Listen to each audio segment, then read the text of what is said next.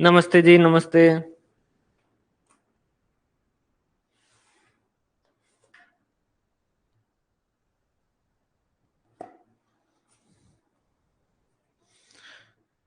यहाँ तक में कोई डाउट हो तो बता दीजिए पहले।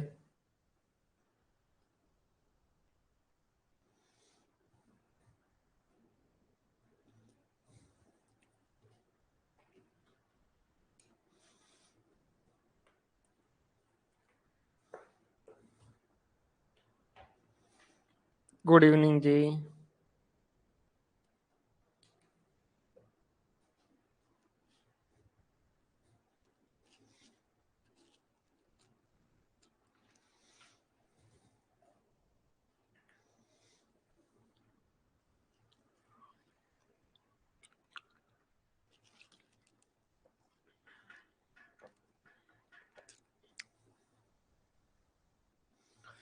शुरू करें। देखो भाई, सबसे पहले अपन ने बात की थी कि मेनली जो है वो 3 तरीके के डिसीजन पूरे एफएम के अंदर लिए जाते हैं। इन्वेस्टमेंट कहाँ करें, इसके लिए हम करते हैं इन्वेस्टमेंट डिसीजन।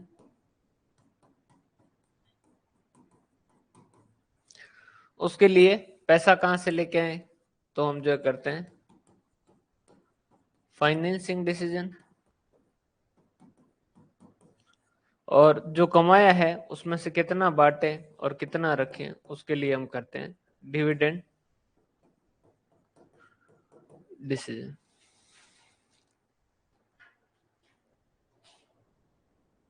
डिविडेंड तो आज ही खत्म हो जाएगा।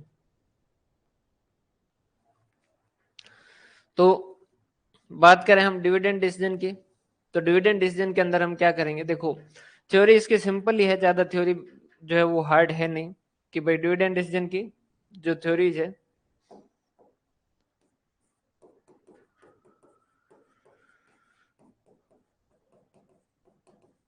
उनको अगर बात करें तो जो एमएम है, मोदी गिलानी एंड मिलर, जिसने कैपिटल स्ट्रक्चर में क्या कहा था कि इररिलेवेंस है, कोई मतलब नहीं है, कुछ भी करो फॉर्म की वैल्यू जो वो चेंज नहीं होगी। तो मोदी जी यहाँ भी जो क्या कह रहे हैं कि इररिलेवेंस थ्योरी। तो एमएम जो अप्रोच है या एमएम थ्योरी जो है वो यहाँ भी जो है वो क्या बताती है, इररिलेवेंस थ्योरी। याद यूं रखिएगा कि भाई मोदी जी को किसी से फर्क नहीं पड़ता, तो ये जो है हमेशा क्या बोलते हैं, इररिलेवेंस थ्योरी जो वो बोलते हैं। उसके अलावा दो है, वॉल्टर और गोर्डन। ये जो है ये इन्होंने क्या कहा कि नहीं, ऐसा नहीं है, फर्क पड़ता है। तो ये जो है इनकी रिलेवेंस थ्योरी है। और इनकी थ्योरी काफी काफी हद तक दोनों की एक जैसी ही है। समझ पा रहे हो बात। गुड इवनिंग जी, गुड इवनिंग, क्या हाल चाल। उसके बाद में आपकी दो और अप्रोच आती है, जिसमें एक तो ट्रेडिशनल है, ट्रेडिशनल के अंदर दो है और दोनों ही जो है वो बेकार ही है, लेकिन है तो है। और एक जो है वो लिंटर थ्योरी करके एक और आती है। क्लियर है, पहले तो ये लिख दीजिए।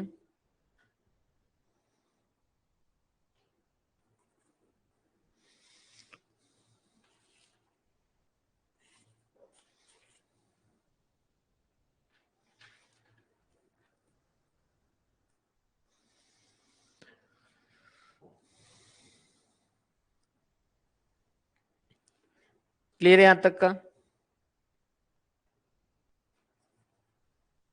थ्योरी जो है इसकी, इस चैप्टर की जो थ्योरी है पर्टिकुलर, वो अपन लास्ट में डिस्कस करेंगे। पहले जो ये अप्रोच जो है वो डिस्कस कर लेते हैं।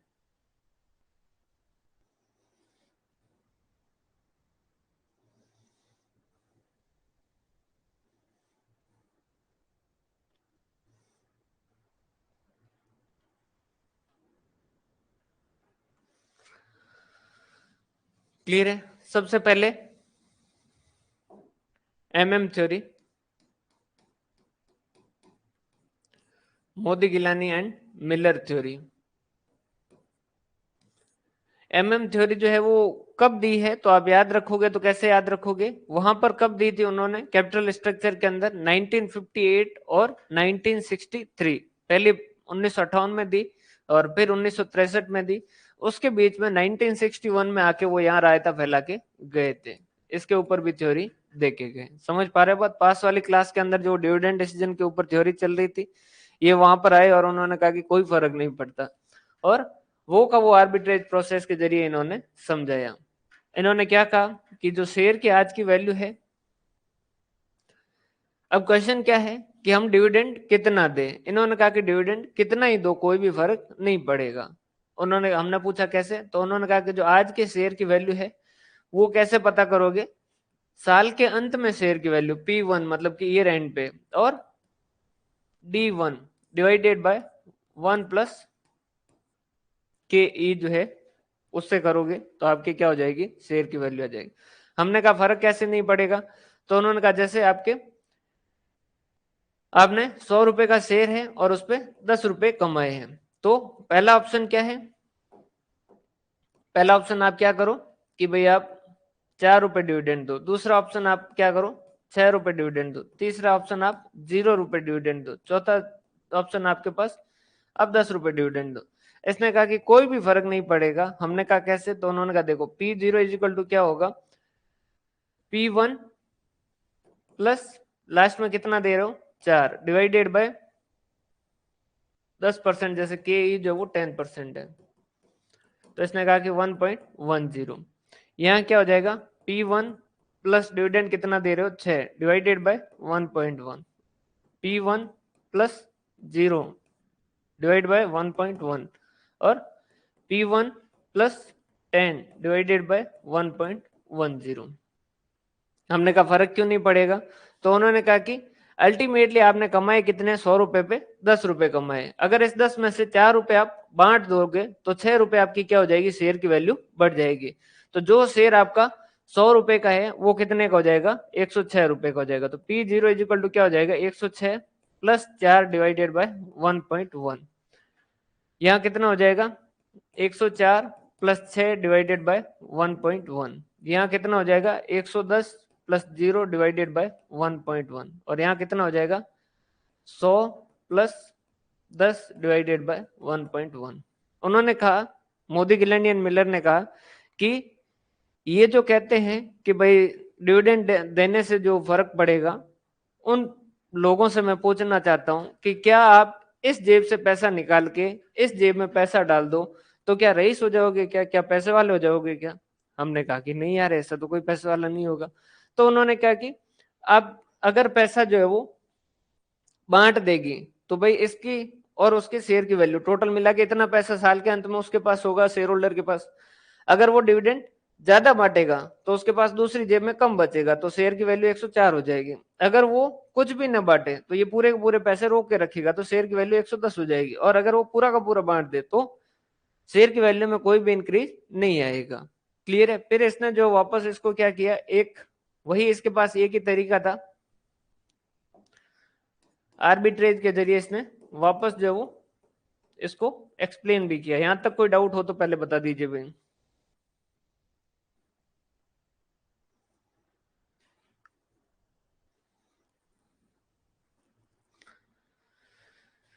फिर इसने कहा कि जैसे आप समझिए आपके नंबर ऑफ शेयर आउटस्टैंडिंग है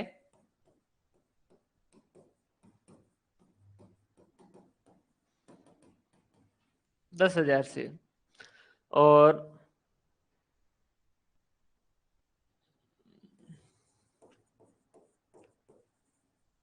शेयर वैल्यू एट बिगनिंग साल के शुरुआत के अंदर P0 जो है वो है 100 रुपए, KE जो है वो मान लीजिए वो कह रहे हैं कि मान लो आप कहें 10%। ठीक है। इन्वेस्टमेंट की एक अपॉर्चुनिटी आ रखी है,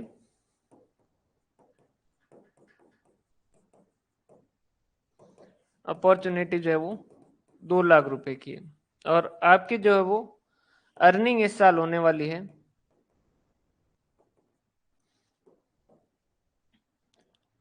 1 लाख रुपए।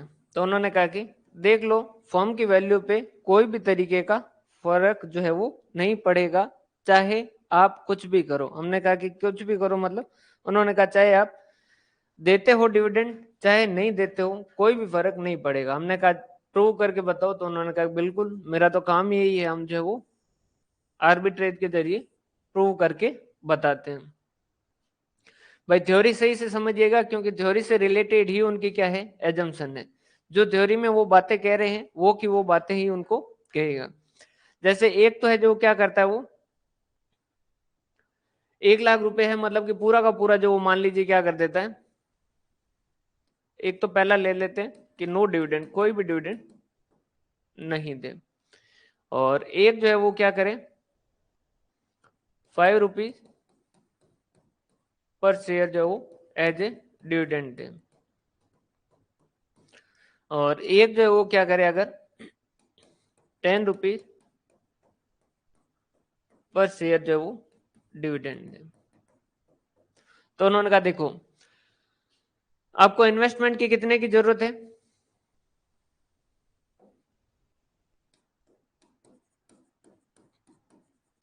इन्वेस्टमेंट रिक्वायर्ड कितना है, हमने कहा कि 2,00,000 रुपए का।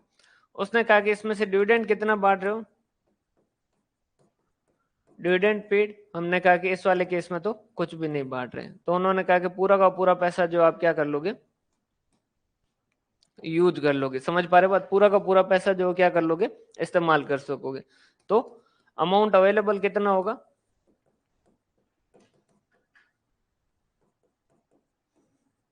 2,00,000 रुपए। दूसरा केस, अगर 5 रुपए पर डिविडेंड देते हो तो वही इन्वेस्टमेंट की रिक्वायर्ड तो कितना है, 2,00,000 रुपए, लेकिन आप 5 रुपए पर शेयर के हिसाब से दे रहे हो, तो 10,000 इंटू 5 कितने रुपए दे दोगे आप, 50,000 रुपए डिविडेंड के दे दोगे। तो आपके पास जो अमाउंट अवेलेबल कितना होगा, अमाउंट अवेलेबल कितना होगा, 1,50,000।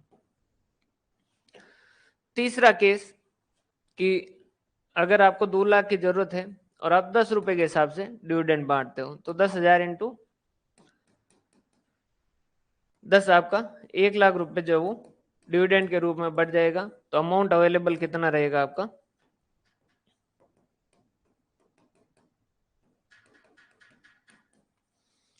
अब हमने कहा कि कहना क्या चाहते हो, उन्होंने कहा देखो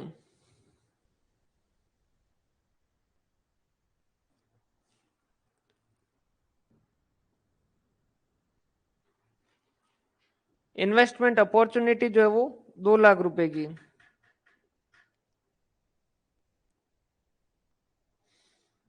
नहीं सही है, सही है, कुछ भी रख लो, 2,00,000 1,00,000 कर दो, 1,00,000 2,00,000 कर दो, कोई फर्क नहीं पड़ेगा उसमें।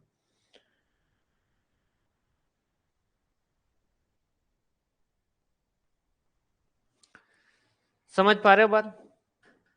तो इन्होंने कहा कि भाई तीनों केस के अंदर जो वो शेयर के लास्ट की जो वो P1 कैलकुलेट करो,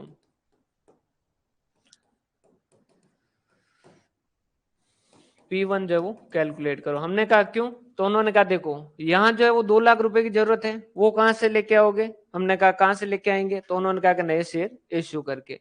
और वो नए जो शेयर इश्यू होंगे वो कब होंगे, क्योंकि अर्निंग कब होगी, पूरे साल के अंत में, ये बात कब हो रही, साल के अंत में। तो साल के अंत में आपको 2,00,000 रुपए चाहिए, तो 2,00,000 रुपए आपको क्या करने होंगे, इक्विटी शेयर इश्यू करके। अब इसी से रिलेटेड इसकी जो वो आगे जो है हम इसकी एजम्पशन पढ़ेंगे, तब जो है वो ये खुद ही जो है वो बताएगा कि भाई हमारे पास सोर्स जो है वो यही है। तो 2,00,000 रुपए है। अब 2,00,000 रुपए जो है वो हमें जरूरत है, तो 2,00,000 रुपए के लिए हमें क्या करने होंगे, नए शेयर इश्यू करने होंगे। इस वाले केस में हमारे पास 1,50,000 रुपए की जरूरत है, तो 1,50,000 रुपए के लिए हमें नए शेयर इश्यू करने होंगे। और यहाँ पर 1,00,000 की जरूरत है, तो 1,00,000 के लिए हमें नए शेयर इश्यू करने होंगे। नए शेयर किस प्राइस पे इश्यू होंगे, तो वो उसके लिए आपको क्या करना होगा, P1 जो वो कैलकुलेट करना होगा। तो P1 कैसे कैलकुलेट करोगे, P0 is equal to P1 plus D1 upon 1 plus KE। तो इस वाले केस में P0 जो वो कितना है, 100 है, आज शेयर की वैल्यू 100 है, डिविडेंड कितना दिया है, 0 दिया है, P1 प्लस 0 डिवाइडेड बाय 1.1, तो ये कितना हो जाएगा, P1 जो वो कितना हो जाएगा, ये मल्टीप्लाई में हो जाएगा तो 110 रुपए। इस वाले केस में बात करें तो P0 इज इक्वल टू क्या हो जाएगा, 5 रुपए के हिसाब से दे रहा है, तो P1 प्लस 5 रुपए डिवाइडेड बाय 1.1, तो यहाँ पर क्या हो जाएगा, P1 प्लस 5 बराबर कितना हो जाएगा, P0 जो कितना है, 100 रुपए। तो ये हो जाएगा आपका 110 रुपए। तो P1 इज इक्वल टू क्या हो जाएगा, 110 माइनस 5। तो P1 इज इक्वल टू कितना हो जाएगा, 105 रुपए। अगर आप 5 रुपए का डिविडेंड दे दोगे तो लास्ट में शेयर की वैल्यू जो वो 105 हो जाएगी। अगर कुछ भी नहीं देते हो तो उस केस में क्या हो जाएगा, 100 इज इक्वल टू, सॉरी पूरा का पूरा ही दे देते हो तो P1 प्लस 10 डिवाइडेड बाय 1.1। तो 110 बराबर P1 प्लस 10। तो P1 इज इक्वल टू कितना हो जाएगा, 110 में से 10 चले गए 100।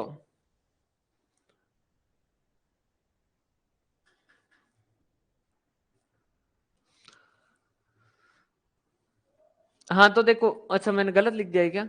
हाँ तो अर्निंग अपने पास 1 लाख रुपए और इन्वेस्टमेंट चाहिए 2 लाख रुपए की। समझिएगा, 2 लाख रुपए अपने को इन्वेस्टमेंट चाहिए, 1 लाख रुपए ही अर्निंग है। अगर 1 लाख पूरा का पूरा बांट दिया तो फिर पूरे 2 लाख रुपए जो अपने को क्या करने होंगे, इन्वेस्टमेंट के लिए नए शेयर इश्यू करने होंगे। अगर आपके पास अर्निंग 1 लाख, उसमें से 50,000 बांट दिए, अगर 50,000 बांट दिए तो आपके पास पैसे कितने बचे, 50,000 रुपए ही बचे। तो 2 लाख में से 50,000 रुपए जो वो आपके पास बचे हैं और अल्टीमेटली जो वो, अच्छा ये इस तरीके से मैंने गलत लिख दिया है, ये यहाँ पर इसको थोड़ा सही कर दीजिए। Okay okay okay.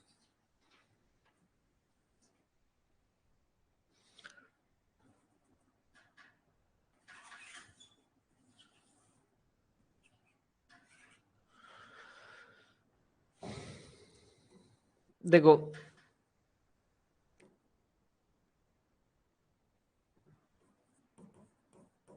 अर्निंग कितनी है आपकी, 1 लाख।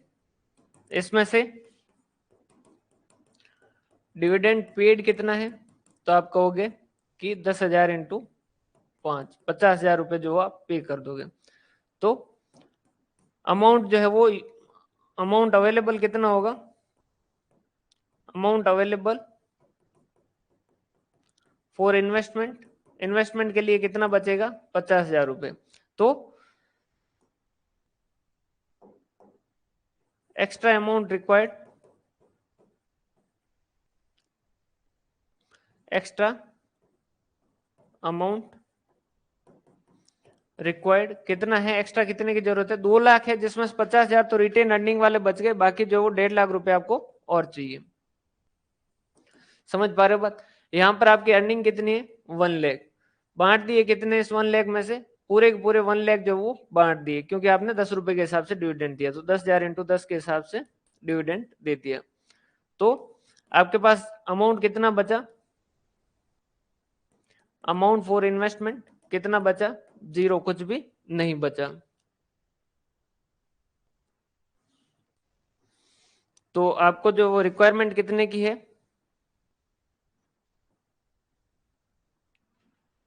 एक सेकंड, कहीं गलत तो नहीं कर रहे हैं, वहां 10 रुपए के हिसाब से पे कर दिया, यहाँ आपने डिविडेंड कुछ भी पे नहीं किया। ओके, यहाँ भी जो सही करने पड़े।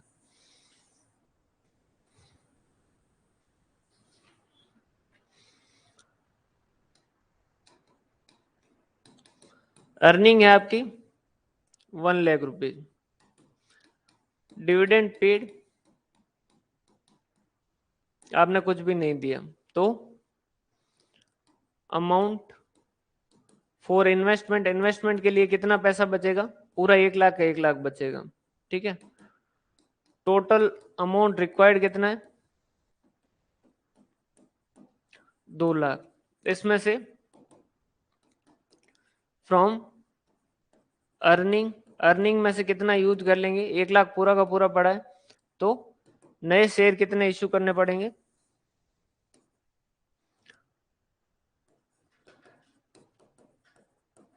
Extra amount required. इसको एक बार वापस कर लेते हैं ना, एक बार मैं लिख के फिर करवा देता हूं।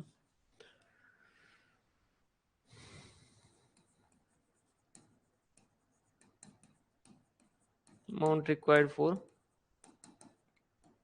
इन्वेस्टमेंट 2 लाख और फ्रॉम अर्निंग कितना है, 0।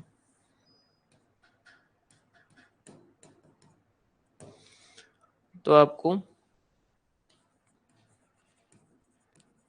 अमाउंट टू बी रेज्ड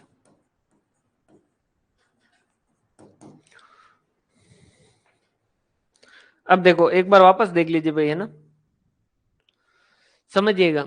वो कह रहा है कि मान लीजिए एक फॉर्म का अपन एक एग्जांपल लेते हैं जिसके अंदर 10,000 शेयर जो आउटस्टैंडिंग है। शेयर की वैल्यू साल के शुरुआत के अंदर जो 100 रुपए, के ई हमारी 10% है। इन्वेस्टमेंट अपॉर्चुनिटी है कि हमारे पास 2 लाख रुपए की जरूरत है साल के अंत में, जिसमें से हमारे पास अर्निंग है 1 लाख रुपए। अब हम या तो क्या करें, 1 लाख में से कुछ डिविडेंड नहीं दें तो ये पूरा का पूरा 1 लाख बच जाएगा, तो हमें 2 लाख की जरूरत है, तो 1 लाख तो हमारी अर्निंग से यूज कर लेंगे और बाकी 1 लाख जो हमें क्या करने पड़ेंगे, उसके लिए नए शेयर इशू करने पड़ेंगे। दूसरा केस, अगर हम क्या कर दें, इस 1 लाख में से 5 रुपए पर शेयर के हिसाब से हम क्या कर दें, डिविडेंड दे दें, तो इस 1 लाख में से 50,000 डिविडेंड के रूप में चला जाएगा और 50,000 जो हमारे पास बचेंगे। तो अपने को एक्स्ट्रा अमाउंट कितना चाहिए, 2 लाख में से 50,000 तो ये यूज कर लेंगे, बाकी 1.5 लाख के लिए अपने क्या करने पड़ेंगे, नए शेयर इश्यू करने पड़ेंगे। तीसरे वाले केस में 1 लाख में से पूरा 1 लाख अगर बांट दे तो अमाउंट अपने पास कुछ भी बचेगा क्या, नहीं बचेगा। तो 2 लाख रुपए के लिए अपने को क्या करने पड़ेंगे, नए शेयर जो वो रेज करने पड़ेंगे, नए शेयर जो वो इश्यू करने पड़ेंगे। अब तीनों केस में हम बात करें, अगर हम डिविडेंड नहीं देते हैं, अगर डिविडेंड का कुछ भी नहीं देते हैं, तो उस केस के अंदर हमारे शेयर की वैल्यू जो कितनी हो जाएगी, 110 रुपए, क्योंकि D1 जो है वो 0 है। अगर 5 रुपए देते हैं तो हमारे शेयर की लास्ट के अंदर वैल्यू जो वो कितनी हो जाएगी, P1 जो वो कितना हो जाएगा, 105। और अगर आप पूरा का पूरा 10 दे देते हो तो शेयर की वैल्यू कितनी हो जाएगी, 100 हो जाएगी। हमने कहा इससे कहना क्या चाहते हो, तो उन्होंने कहा कि अब आप पता करो कि आपको नए शेयर कितने इश्यू करने हैं, शेयर्स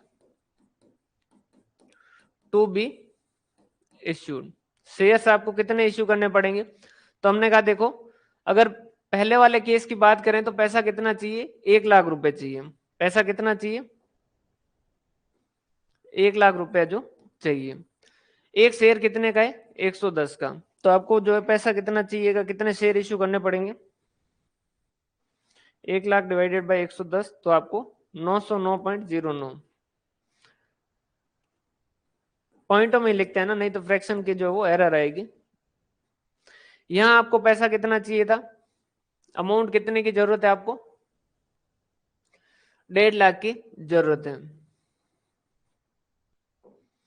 कितने की जरूरत है, 1.5 लाख की जरूरत है। और एक शेयर जो है वो 105 में, तो 1,50,000 डिवाइडेड बाय 105, 1428.57 जो वो शेयर्स इसको इश्यू करने पड़ेंगे। वैसे पॉइंटों में नहीं होते शेयर्स, लेकिन अपनी कैलकुलेशन में फिर फ्रैक्शन का एरर आएगा इस वजह से। और थर्ड केस में अमाउंट कितना चाहिए अपने को, अमाउंट कितना रेज करना है, अमाउंट जो वो 2 लाख रुपए रेज करने हैं। तो 2 लाख रुपए रेज करने,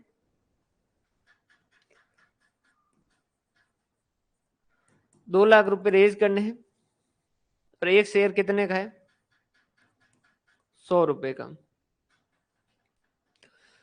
तो आपको कितने नए शेयर इश्यू करने पड़ेंगे, 2 लाख डिवाइडेड बाय 100, तो कितने हो जाएंगे, 2,000 शेयर। हमने कहा इससे अल्टीमेटली तुम कहना क्या चाह रहे हो, तुम्हारी जो वो इच्छा है वो क्या है। उन्होंने कहा देखो कुछ भी करो, आपने डिविडेंड दो चाहे नहीं दो चाहे कुछ भी करो, आपके जो फर्म की वैल्यू है वो क्या होगी, सेम ही रहेगी। हमने कहा कैसे, तो उन्होंने कहा देखो इस वाले केस में, पहले वाले केस में बात करें, अगर हम पहले वाले केस की बात करें तो पहले वाले केस के अंदर जो क्या है, आपके शेयर कितने हो जाएंगे टोटल, पहले से शेयर कितने हैं, 10,000, उसके अलावा और शेयर कितने इश्यू हो गए, 909.09, ये आपके टोटल शेयर हो गए। और एक शेयर की वैल्यू कितनी है, 110, एक शेयर की वैल्यू कितनी है, 110। यहां वाले में बात करें तो 10,000 प्लस नए शेयर कितने इश्यू किए, 1428.57, और एक शेयर की वैल्यू कितनी है, 105। यहां पर 10,000 प्लस 2,000 और एक शेयर की वैल्यू कितनी है, 100। तो फर्म की वैल्यू जो वो एट द एंड कितनी होगी, हमने कहा एट द एंड हो जाएगी भाई 10,000 प्लस 909.09 इंटू 110, 11,99,000, मतलब कि अप्रोक्सीमेटली 12,000, 11,99,999 आ रहा है, मतलब पॉइंटों की वजह से आ रहा है। तो कितना, 12 लाख। यहां पर जो है वो कितना आएगा, 10,000 प्लस 1,428.57 इंटू 105, कितना आ रहा है, 12 लाख। और यहां जो है वो कितना आ रहा है, दो 12,000 इंटू 100 कितना आ रहा है? 12 लाख। इसने कहा देखो तीनों ही केस के अंदर फर्म की अल्टीमेटली लास्ट में जो वैल्यू है वो क्या रहेगी? सेम रहेगी। इसने थोड़ा सा जो है इसको इस तरीके से लिखा, इसने लिखा कि वैल्यू ऑफ फर्म जो है वो रहेगी, कैसे रहेगी?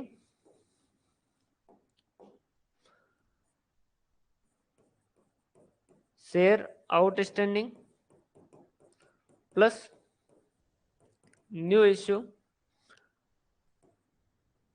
Into share price plus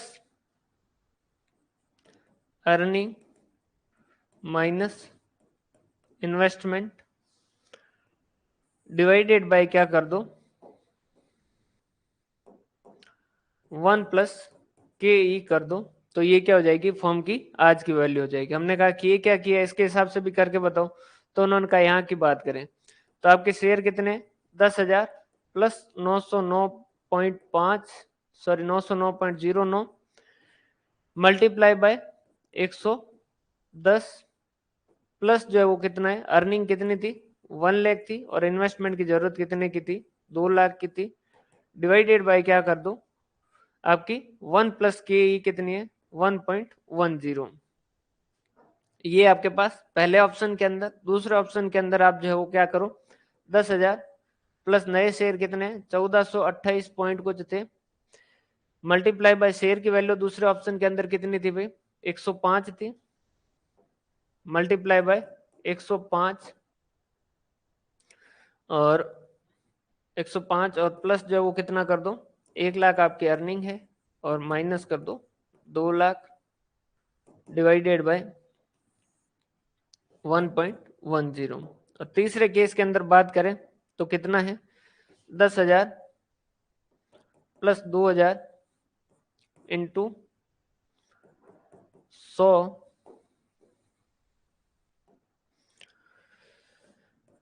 plus 1 lakh और माइनस 2 लाख डिवाइडेड बाय 1.1। तीनों ही केस के अंदर फर्म की वैल्यू जो क्या आएगी? आज की वैल्यू जो वो कांस्टेंट रहेगी, आज की वैल्यू जो वो सेम टू सेम रहेगी।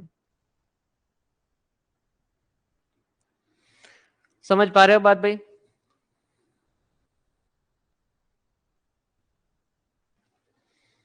क्लियर है?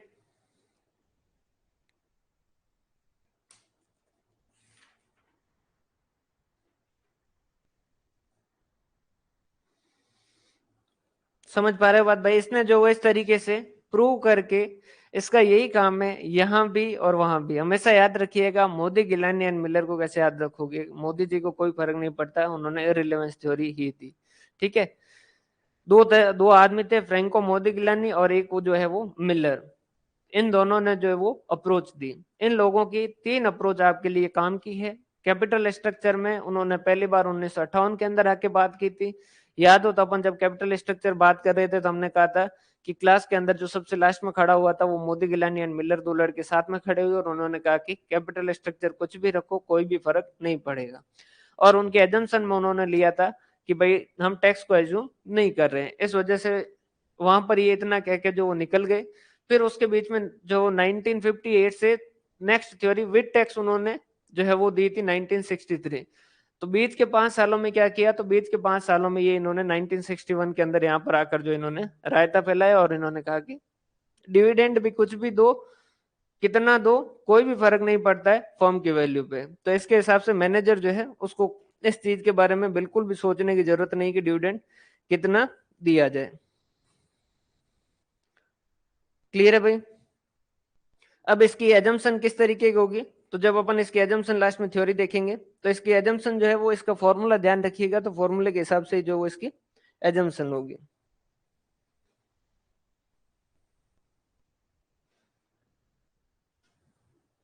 क्लियर है? इसके बाद में देखो वाल्टर और जो गॉर्डन है ना, वो दोनों जो है वो उनकी थ्योरी काफी हद तक एक जैसी है, लेकिन जो ज्यादा चलती है वो गॉर्डन की चलती है। गॉर्डन ने अपनी एक थ्योरी दी फिर उसके अंदर कुछ दो एक बातें और कह के उसको वापस रिवाइज भी किया। दूसरी बार रिवाइज किया तो उसने फॉर्मूले में वैसे कोई खास चेंज नहीं किया, सिर्फ उसने कुछ बातें जो वो एक्स्ट्रा कही। गॉर्डन को जो गॉर्डन ग्रोथ नाम से याद रखोगे, और ये जो है ये वॉल्टर। वॉल्टर को समझने से पहले इसकी कुछ बातें जो समझनी होगी। वॉल्टर ने कहा, हमने वॉल्टर से पूछा कि भाई वॉल्टर बता, तेरे हिसाब से डिविडेंड जो वो देना चाहिए या नहीं देना चाहिए। वॉल्टर ने कहा कि तुम्हारे लक्षण कैसे हैं। हमने कहा कि हमारे लक्षण मतलब, उन्होंने कहा कि आप कुछ काम के आदमी है या बिना काम के। हमने कहा काम तो अच्छा ही कर रहे हैं। उन्होंने कहा कि कंपनी काम की तब होगी जब कंपनी जो वो क्या करे, वो इन्वेस्टमेंट जहां कर रही है वहां पर ज्यादा कमा के दे रही है। मतलब कि जैसे उसकी के जो है, मतलब कि कॉस्ट ऑफ इक्विटी क्या है कि शेयर होल्डर की कितनी एक्सपेक्टेशन है। शेयर होल्डर मान लो 16% एक्सपेक्ट कर रहे हैं कि 16% का रिटर्न मिलना चाहिए। अगर कंपनी जो है वो इससे ज्यादा कमा पा रही है, मतलब कि 18% कमा रही है या 20% कमा रही है, 25% कमा रही है, तो उस केस के अंदर कंपनी जो है वो ज्यादा समझदार है, तो कंपनी को पैसा क्या करना चाहिए, अपने पास रखना चाहिए। अगर वो पैसा अपने पास रखेगी तो उस केस के अंदर वो फर्म की वैल्यू क्या करेगी, बढ़ाएगी। और अगर कंपनी जो है उसके पास इन्वेस्टमेंट जो है वो कमा के 14% या 13%, 12% इस तरीके का रिटर्न कमा रही है, तो आगे वाले की उम्मीद है 16%, और हम कमा पा रहे हैं, कंपनी कमा पा रही है 14%, 13%, 12%, तो उस केस के अंदर उसके पास जो भी पैसा है वो सारा का सारा जो क्या कर दीजिएगा, बांट दीजिएगा, पास में मत रखिएगा। आपके जो लक्षण है वो ठीक नहीं है, आप अच्छा काम नहीं कर रहे हैं। अगर आप उनके एक्सपेक्टेशन से ज्यादा कमा रहे हैं तो उस केस के अंदर ही जो वो आप रहिएगा उनके साथ। समझ पा रहे हो बात? तो इसके लिए जो एक देखिएगा ग्रोथ रेट जो है वो भी कैलकुलेट होती है। वो ग्रोथ रेट जो है वो भी अपन डिस्कस करेंगे। ग्रोथ रेट क्या है, या ग्रोथ रेट अपन बाद में देख लेंगे एक बार। ग्रोथ रेट जो है वो, यहां तक में कोई डाउट हो तो बता दीजिए भाई।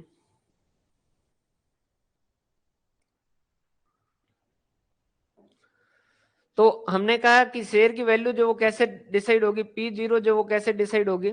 तो उन्होंने कहा देखो, एक तो आप डिविडेंड कितना देते हो, क्लियर है, उसका 1/ke तो जो है वो कीजिए। हमने कहा ठीक है। दूसरा उन्होंने कहा कि आप जो पैसा रोक के रख रहे हो, हमने कहा रोक के कितना रख रहे हैं। तो उन्होंने कहा देखो, आपने जो अर्निंग की उसमें से कुछ पैसा आपने क्या कर दिया, रोक के रखा। क्लियर है?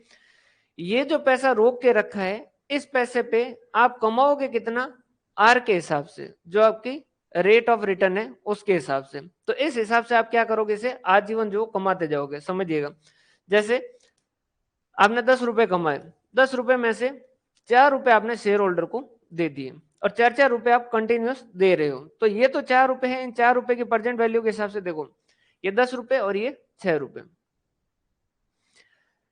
10 रुपए कमाए हम, कंपनी ने जो वो क्या किए, 10 रुपए कमाए, और उसमें से 4 रुपए तो उसने क्या कर दिए, शेयर होल्डर को दे दिए, और 6 रुपए जो कंपनी ने क्या किए, रिटेन की। ये जो 4 रुपए इसने कमाए हैं, सॉरी कमा के उसने दिए हैं, वो कैसे देंगे, हमने कहा कि ये तो आजीवन देंगे। तो उन्होंने कहा कि इसकी प्रेजेंट वैल्यू कैलकुलेट कर दो। तो हमने कहा कैसे कैलकुलेट करें। तो उन्होंने कहा कि 4 डिवाइडेड बाय आपकी जो भी के ई है उसके हिसाब से इसको क्या कर दीजिए, परपेचुटी के हिसाब से इसको, सॉरी के ई जो है 1+ke नहीं होगा, 4 डिवाइडेड बाय, जैसे 10% है तो 4 इंटू डिवाइडेड बाय 0.1, ये जो है आपके डिविडेंड जो दिए जाएंगे आपके आजीवन, उनकी जो क्या हो गई, प्रेजेंट वैल्यू आ गई। समझ पा रहे हो बात भाई? 10 रुपए कमाए जिसमें से 4 रुपए जो आपने बांट दिए, तो 4 रुपए जो आप कंटिन्यूस बांटेंगे तो परपेचुटी हो गई, आपको आजीवन बांटे जा रहे हैं डिविडेंड वाले पैसे, क्योंकि इक्विटी शेयर है तो ये परपेचुटी का ही केस है, मतलब आजीवन सतत चलता रहेगा। तो 4 डिवाइडेड बाय 0.1, ये जो आपने डिविडेंड दिया है इसकी वैल्यू आ गई। क्लियर है? अब जो बचा बाकी का आपका 6 रुपए, ये जो बाकी का 6 रुपए जो कि आपने क्या किया है, अपने पास रखा है। ये जो 6 रुपए ये क्या किया आपने, अपने पास रखा है। ये जो 6 रुपए आपने रखा है ना, इस पे जो है वो आपकी जो रेट ऑफ रिटर्न है वो लगेगी। मतलब इस 6 रुपए पे आप कितना कमाते हो, हमने कहा कि इस 6 रुपए पे हम मान लीजिए जो वो 15% कमाते हैं। तो उन्होंने कहा 6 इंटू 0.15 कीजिए, आप कितना कमाओगे इसके ऊपर, 6 इंटू 0.15। ये हो गया आपका 0.09। क्लियर है। और इसके हिसाब से ये इसने क्या कहा कि ये जो है अर्निंग आपकी कंटिन्यूस ग्रो होती जाएगी। क्यों? क्योंकि ये पैसा आपने बांटा नहीं है, ये क्या किया, कंपनी में पैसा रोक के रखा है, तो ये 0.09 है। फिर इसके हिसाब से वापस ये जुड़ेगा, फिर वापस जो इसकी क्या होगी अर्निंग, जो वो बढ़ती जाएगी बढ़ती जाएगी बढ़ती जाएगी। तो इसकी क्या करोगे, 0.09 की जो क्या करो आप प्रेजेंट वैल्यू कैलकुलेट करो। ये जो है ये ग्रोथ है, इसकी प्रेजेंट वैल्यू कैलकुलेट करो। हमने कहा कैसे कैलकुलेट करें, तो उन्होंने कहा कि 0.90 डिवाइडेड बाय 0.10। तो ये जो ग्रोथ है इसकी प्रेजेंट वैल्यू कितनी आई, हमने कहा कि 0.90 डिवाइडेड बाय 0.1, ये हो गया 9 रुपीज। उन्होंने कहा ये जो 9 रुपए हैं ये क्या है, जो ग्रोथ आई है ना, जो आजीवन जो आपने पैसा रोक के रखा है, इस ग्रोथ की प्रेजेंट वैल्यू है। और ये जो ग्रोथ है ये भी कंटिन्यूस सतत चलती रहेगी, तो इसकी वापस जो क्या होगी डिवाइड बाय 0.10 होगा। तो ये कितना होगा 9 डिवाइडेड बाय 0.1, तो ये कितना होगा 90 रुपए। तो टोटल शेयर की वैल्यू कितनी होगी 40 प्लस 90। देखो थोड़ा सा एक बार वापस समझ लीजिए, 10 रुपए कमाए, 10 रुपए में से 4 रुपए तो आप बांट रहे हो, जो बांट दिए उसके बाद में उसके अंदर जो वो आपकी वैल्यू के अंदर कोई भी इंक्रीज नहीं होगी, क्योंकि वो शेयर होल्डर को दे रहे हो। तो आप 4 रुपए आप आजीवन दे रहे हो, उन सब 4 की जो क्या कर लो प्रेजेंट वैल्यू कैलकुलेट कर दो, ये 40 आ गई सिंपल। ये जो 6 रोक के रखे आपने, ये 6 रोक के रखे, ये जो 6 है ये आप क्या करोगे इन्वेस्ट करोगे। इन्वेस्ट करोगे तो उस पर रिटर्न कितना आएगा 0.15 के हिसाब से 0.9 आया, ठीक है। जैसे 15% हमारी रेट ऑफ रिटर्न है, तो हम 15% के हिसाब से कितना कमा लेंगे इस पे 0.9 कमा लेंगे। इस 0.9 की जो अर्निंग है, ये अर्निंग कब होगी, ये अर्निंग आने वाले सालों में होगी। इसकी जो क्या करो, इन अर्निंग की जो प्रेजेंट वैल्यू कैलकुलेट करो। ये अर्निंग भी नहीं है एक तरीके से, ये जो है ये क्या है ग्रोथ है, कि भाई इतने की जो ग्रोथ होगी ये कैलकुलेट करोगे, तो ये जो है ये क्या होगी, इसका पैसा जो रोक के रखा है उसकी वैल्यू आएगी, और इसको वापस डिवाइड बाय 0.10 करोगे। तो अल्टीमेटली इसने किस तरीके से कहा, इसने कहा कि शेयर की वैल्यू जो कैसे होगी, एक तो D1, उसके अलावा आपके E1 माइनस D1 जो आपने कमाया और उसमें से जो बांट दिया, मतलब कि ये क्या हो गया एक तरीके से रिटेन अर्निंग। ये क्या हो गया रिटेन अर्निंग। ये जो रिटेन अर्निंग है इसको आप क्या करोगे इन्वेस्ट करोगे। इन्वेस्ट करोगे तो किस पे करोगे, आर के हिसाब से इन्वेस्ट करोगे। और इसकी क्या करोगे डिस्काउंटिंग किसके हिसाब से करोगे, के ई के हिसाब से करोगे। ये क्या हो जाएगी, आपने जो पैसा रोक के रखा है उसकी सारों की जो रोक के रखा है उनकी डिस्काउंटिंग, और ये जो है D1 की डिस्काउंटिंग, इनमें क्या कर दो, ये जो है ये हमेशा सतत चलते रहेंगे, तो डिवाइड बाय 0.10 करो। तो ये जो है ये P0 इजिकल टू क्या हो जाएगा D1 प्लस ये जो है ये सेम फॉर्मूला है ना, ये इस तरीके से जो है इसकी क्या होगी वैल्यू होगी। अब इसने आगे समझाया कि अगर आपकी आर जो है वो ज्यादा है के ई से, तब तो आपको क्या करना चाहिए, डिविडेंड कितना देना चाहिए, पे आउट, डिविडेंड पे आउट, और कितना देना चाहिए, अगर आप ज्यादा कमा रहे हैं तो डिविडेंड कितना देना चाहिए आपको 0 देना चाहिए। अगर आप आर जो है वो बराबर है के ई के, तो आपको इनडिफरेंस है, कोई भी फर्क नहीं पड़ता, आप कितना ही दे दीजिए, दो तो दे दीजिए, नहीं दो तो मत दीजिए, चाहे पूरा दे दीजिए, कुछ भी कीजिए। लेकिन आप कमा रहे हैं कम और आपकी जो के ई है वो ज्यादा है, इन्वेस्टर की एक्सपेक्टेशन ज्यादा है, तो उस केस के अंदर पे आउट कितना रखिए 100%। और इस फॉर्मूले में भी आप समझना चाहे तो समझ लीजिए, अगर जैसे ये जो 6 रुपए रोक के रखे, ये जो 6 रुपए रोक के रखे, मान लीजिए उसमें हमारी जो अर्निंग कैपेसिटी है वो 0.05 है और उनकी एक्सपेक्टेशन जो वो 0.10 है, तो हमारे शेयर की वैल्यू क्या होगी कम होगी। तो हम क्या करेंगे 6 इंटू 0.05 डिवाइडेड बाय 0.10, तो हम क्या करेंगे कितने 40 प्लस ये जो कितना हो गया 6 इंटू 0.05 कितना हो गया 6 into 0.05 0.3 divided by 0.1 divided by 0.1, तो कितना हो गया 40 प्लस 3 डिवाइडेड बाय 0.1, तो कितना हो गया 40 प्लस 3 43 डिवाइडेड बाय 0.1, ये कितना हो जाएगा 430। यहीं पर अगर आपकी ये ई जो है ज्यादा होती तो उस केस के अंदर आपकी वैल्यू कैसे कैलकुलेट होती? तो आपकी वैल्यू कैलकुलेट होती D1 कितना है आपका 4 प्लस, एक सेकंड ये मैंने क्या कर दिया इधर, एक सेकंड इसको वापस यहां से समझा देते हैं, अलग से समझा देते हैं।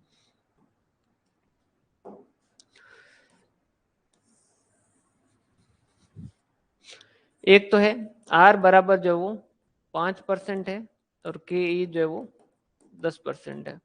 एक जो है वो R बराबर जो है वो 15% है और KE जो है वो 10% है। तो इस केस के अंदर आपको क्या करना चाहिए? इस केस में क्या है, फर्म की वैल्यू ज्यादा होगी अगर 100% पे आउट रखे तो। भाई 100% पे आउट क्यों रखने की बात कर रहे हैं? देखो दोबारा देख लीजिएगा ना, समझिएगा। देखो आर का मतलब क्या है कि भाई 5% अपन कमा कितना रहे 5%, और हमारी जो शेयर होल्डर है उनकी एक्सपेक्टेशन कितनी है 0.10। भाई आदमी जो उदास कब होता है, आपकी एक्सपेक्टेशन कुछ है। भाई रिलेशनशिप में भी आदमी कब नाराज होता है, उसको लगता है कि भाई हमारा जो अपोजिट है, पति है पत्नी है, वो क्या करेगा हमारे लिए, इतना करेगा, वैलेंटाइन पे ये गिफ्ट करेगा। अगर वो एक्सपेक्टेशन पूरी हो जाती है या उससे ज्यादा होती है तो उस केस के अंदर उस रिलेशनशिप के अंदर आदमी जो खुश रहता है, अदरवाइज क्या रहता है, दुखी रहता है। तो वैसा वैसा अगर यहाँ पर एक्सपेक्टेशन आगे वाले शेयर होल्डर की 5-10% और आप कमा कितना रहे हो 5% ही कमा रहे हो, तो उस केस के अंदर जो क्या होगा, आपके शेयर की वैल्यू गिरेगी। अगर आपको फर्म की वैल्यू बढ़ानी है तो आप क्या कर दीजिए, पूरा का पूरा पैसा बांट दीजिए। तो आप दोनों केस ले लीजिए, एक तो आप पे आउट जो वो 100% रख दीजिए और एक पे आउट जो आप 0% रख दीजिए। अगर पे आउट आप 100% रखेंगे तो जैसे अर्निंग आपकी 10 रुपए है तो आप क्या करोगे, पूरा का पूरा बांट दोगे। तो D1 तो जाएगा 10 और 10 में से 10 के 10 बांट दिए तो ये बचा 0 into R divided by KE divided by 1.10। तो ये कितना हो गया 100 रुपए। अगर आपने ये पैसा नहीं बांटा, अगर आपने ये पैसा नहीं बांटा, आपने पे आउट जो वो 0 रखा, पे आउट अगर आपका 0 है तो उस केस के अंदर D1 जो है वो क्या हो जाएगा 0, 10 में से 0 बांटा इंटू जो है आपकी 0.05 है डिवाइडेड बाय 0.10 और डिवाइड बाय 0.10। तो ये कितना हो गया 10 इंटू 0.05 डिवाइडेड बाय 0.10, ये हो गया आपका इसकी वैल्यू 5। तो ये हो गया 0 प्लस 5 डिवाइडेड बाय 0.10। तो ये कितना होगा आपका 50 रुपए। तो अगर आपकी आर जो है वो, नमस्ते जी नमस्ते, अगर आपकी आर जो है वो क्या है, रिक्वायर्ड रेट ऑफ रिटर्न जो है वो क्या है, अगर आपकी कम है अगर के ई से, तो उस केस के अंदर अगर आपका पे आउट 100% होगा तो फॉर्म की वैल्यू ज्यादा होगी, अदरवाइज कम होगी। यहीं पर इसका ऑपोजिट, अगर आपकी आर जो है वो 15% है तो इस केस के अंदर आपके लिए आइडियल क्या है, आइडियल है कि आप पे आउट क्या रखिएगा 100, पे आउट जो वो 0% रखिएगा, तो आपके फॉर्म की वैल्यू जो वो ज्यादा होगी। इसके ऑपोजिट में चेक कर लीजिएगा, पे आउट जो वो 100% करके। अगर पे आउट आप 0% करोगे तो उस केस के अंदर जो है वो D1 कितना हो जाएगा 0, और अर्निंग जो है वो रिटेन कर रहे हो कितना 10 का 10, 10 into 0.15 divided by 0.10 divided by 0.10। तो कितना हो जाएगा 10 इंटू 0.15, ये हो गया आपका 15, एक सेकेंड है ना, 10 इंटू 0.15, 15 डिवाइडेड बाय 0.10, 10 इंटू 0.15, 15 नहीं होगा 1.5 होगा, 1.5 डिवाइडेड बाय 0.10, ये हो गया 15 डिवाइडेड बाय 0.10, तो शेयर की वैल्यू कितनी पहुंचेगी 150। और उसके बाद में अगर आप पे आउट जो वो 100% कर देते हो तो उस केस के अंदर 10 + 0 इंटू आर डिवाइडेड बाय के ई डिवाइडेड बाय 0.10, तो ये आपका हो जाएगा 100 रुपए। समझ पा रहे हो बात? तो ये जो है ये पूरी की पूरी क्या की वॉल्टर ने जो है बताया। तो वॉल्टर ने कहा कि ऐसा नहीं है कि भाई डिविडेंड देते वक्त आपकी ये चीज जो है वो भाई आप आगे वाले का पैसा रोक तो रहे हो, लेकिन रोकने के बाद आप उस पैसों के साथ क्या कर रहे हो। अगर आप उस पैसे को उनकी एक्सपेक्टेशन से ज्यादा कमा रहे हो तो पैसा रोकोगे तो उस फर्म की वैल्यू जो बढ़ेगी। क्यों? क्योंकि आप क्या करोगे, यहां पर जो उनका पैसा आप रोक के रखोगे उस पर कमाओगे किस हिसाब से 5% से। आप कमाओगे किस हिसाब से 5% से, जबकि वो चाह कितना रहे 10%। तो फर्म की वैल्यू जो करते जा रहे हो, शेयर की वैल्यू क्या कर रहे हो, अगर पैसा रोक रहे हो तो कम कर रहे हो।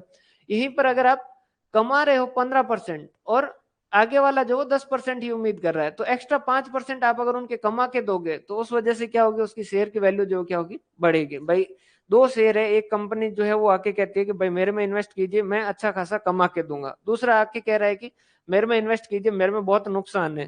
तो आप किस में इन्वेस्ट करोगे? समझदार है तो सीधी सी बात है जो कमा के दे रहा है उसी में इन्वेस्ट करेंगे। समझ पा रहे हो बात? क्लियर है? तो ये जो है ये वॉल्टर ने कहा है। क्लियर है? समझ पा रहे हो बात भाई? ये जो है वो वॉल्टर ने पूरा जो अल्टीमेटली इसकी कहने की बात है। इसी से रिलेटेड दो फॉर्मूले और आप आगे पढ़ोगे जब डिविडेंड रेशियो एनालिसिस पढ़ेंगे तब भी अपन पढ़ेंगे। एक जो है वो आपका है ग्रोथ रेट, एक है आपका ग्रोथ रेट जो कि अपन अभी जो गॉर्डन है उसमें भी पढ़ेंगे। एक आपका है पीई रेशियो। यहां तक का कीजिए, फिर जो अपन ये दोनों चीजें डिस्कस करते हैं। यहां तक में कोई डाउट हो तो बताइए।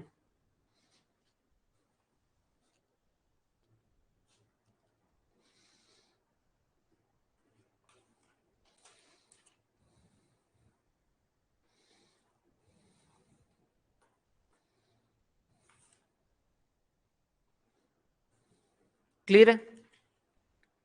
इसके बाद में आया गॉर्डन। गॉर्डन जो है, गॉर्डन ने दो थ्योरी दी, वैसे दोनों थ्योरी में कोई फॉर्मूले में फर्क नहीं है, थ्योरी दोनों सेम है, बस जो है उसने दो बार कही थी, दूसरे में उसने थोड़ी सी जो है बातें और जो ज्यादा क्लियर की, बाकी बात उसकी पहले में जो कहना चाहता था वो कह चुका था। इसका नाम है, इसको कभी गॉर्डन मत कीजिएगा, Gordon growth theory, Gordon growth theory. इसने जो है वॉल्टर की जो बात है ना वैसी की वैसी ही बात की। इसने कहा कि भाई अल्टीमेटली बात वही है, अगर आप पैसा रोक रहे हो तो उस पैसे के साथ आप क्या कर रहे हो। उन्होंने कहा कि अगर आप उस पैसे को रोक के, अगर आप पैसा जो कमा रहे हो उस पैसे को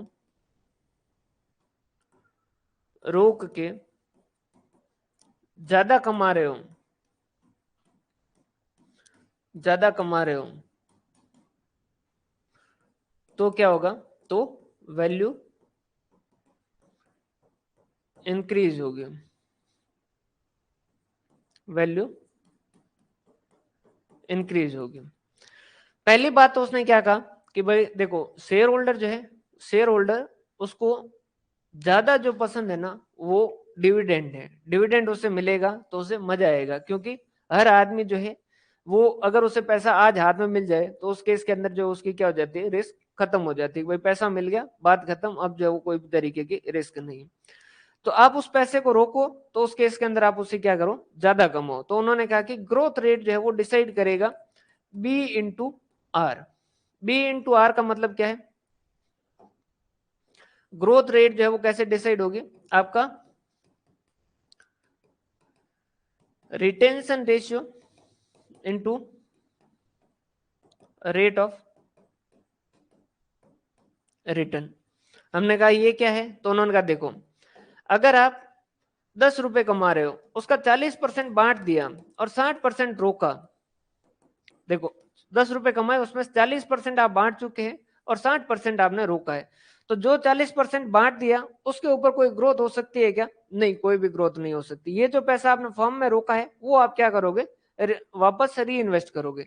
तो ये जो 60% है वही ग्रोथ के लिए क्या होगा, आपके रेस्पॉन्सिबल होगा, उसी में काम आएगा। तो उन्होंने कहा कि इसको क्या करो, रिटेंशन रेशियो इनटू ये जो 60% है इस पे आप कितना कमाओगे। हमने कहा कि हमारी रेट ऑफ रिटर्न है जो 0.15 है, तो उन्होंने कहा कि इनटू 0.15, ये जो है ये आपका क्या होगा, ग्रोथ रेट आएगी। तो आपकी ग्रोथ कितनी होगी, 0.60 इंटू 0.15,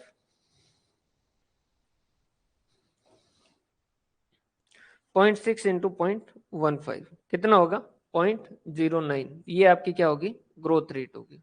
समझ पा रहे बात। वोल्टर वाला याद करो, वोल्टर ने भी क्या कहा था, ऐसा ही कहा था, कुछ ज्यादा चेंज उसने थोड़ी कहा था। उसने एब्सोल्यूट अमाउंट में कहा था, उसने कहा कि ई माइनस डी, ये क्या है आपका रिटेंशन, इनटू आर, ये क्या है ग्रोथ। समझ पा रहे हो बात। और ये जो ग्रोथ है इसकी क्या करोगे, प्रेजेंट वैल्यू कैलकुलेट करोगे तो डिवाइडेड बाय क्या करते हो, के ई करते हो। समझ पा रहे हो बात, इसकी क्या करते हो आप, प्रेजेंट वैल्यू कैलकुलेट करते हो। जबकि इसने कहा कि ग्रोथ रेट जो वो अपन अलग से कैलकुलेट कर लेंगे, ग्रोथ रेट जो वो अलग से कैलकुलेट कर देंगे। ये जो ग्रोथ रेट होगी ये आपकी कांस्टेंट ग्रो होती जाएगी, आपके जो वैल्यू है वो क्या होती जाएगी, इंक्रीज होती जाएगी। अब अगर ये इसके एजम्पशन पड़े तो सीधी सी बात है, इसको ये तो एज्यूम करना पड़ेगा कि भाई रिटेंशन रेशियो फिक्स है, पे आउट रेशियो फिक्स है, नहीं तो इसकी ग्रोथ रेट जो वो कभी मतलब ये इसकी थ्योरी आगे बढ़ेगी नहीं। दूसरा उसे ये भी मानना पड़ेगा कि के ई से जो ग्रोथ रेट है वो कम होगी। रीजन क्या है, ग्रोथ रेट सॉरी के ई जो वो ज्यादा होगी और ग्रोथ रेट जो वो कम होगी। और उसे ये एज्यूम करना पड़ेगा कि के ई कांस्टेंट है, ग्रोथ रेट कांस्टेंट है। नहीं होगा तो उसके इसके अंदर इसका फॉर्मूला बनेगा ही नहीं। तो हमने इससे पूछा कि भाई तुम्हारा क्या कहना है, तो उन्होंने कहा देखो अगर आपके शेयर की आज की वैल्यू कैलकुलेट करनी तो आप इस साल के अंत में डिविडेंड कितना दोगे। हमने कहा कि ये जो डी1 है ये देंगे, उसको क्या कर दो डिवाइडेड बाय के ई माइनस जी। हमने कहा कि ये कैसे लिया, उन्होंने कहा कि आपने टाइम वैल्यू ऑफ वाली class, time value of money वाली क्लास देखी थी। हमने कहा हाँ। तो उन्होंने कहा कि वहां पर एक ग्रोइंग ग्रोइंग परपेचुटी नाम की एक वर्ड सुना था। हमने कहा हाँ। उसका फॉर्मूला याद है, हमने कहा हाँ, instalment divided by interest rate minus growth rate. उस वक्त उस फॉर्मूले का मतलब समझा था कि हाँ बिल्कुल सर समझा था, कोई दिक्कत वाली बात नहीं है। तो क्या बस वही तो बात कर रहे हैं, डी1 पैसा जो रोकोगे वो ग्रो होगा, कैसा होगा, कांस्टेंट ग्रोथ होगा, आजीवन होगा, सतत चलता रहेगा। इक्विटी शेयर है, बिजनेस कभी बंद करने का इरादा नहीं है, तो ये डिविडेंड भी क्या होता जाएगा, ग्रोथ होता जाएगा। तो आप पहले साल के अंत में डिविडेंड कितना देते हो, हमने कहा कि 4 डिविडेंड देते हैं, और हमारी जो वो इस साल के अंत में मान लीजिए 4.4 देने का इरादा है। तो उन्होंने कहा 4.4 इंटू 0.10 माइनस आपकी ग्रोथ रेट कितनी है। ग्रोथ रेट जैसे 0.09 अपनी तो बहुत ज्यादा कैलकुलेट हो गई, बाकी जो हो गई सो हो गई, अब कर लेते हैं 4.4 डिवाइडेड बाय 0.01। तो ये शेयर की वैल्यू कितनी होगी आज, 440 रुपए। समझ पा रहे हो बात भाई।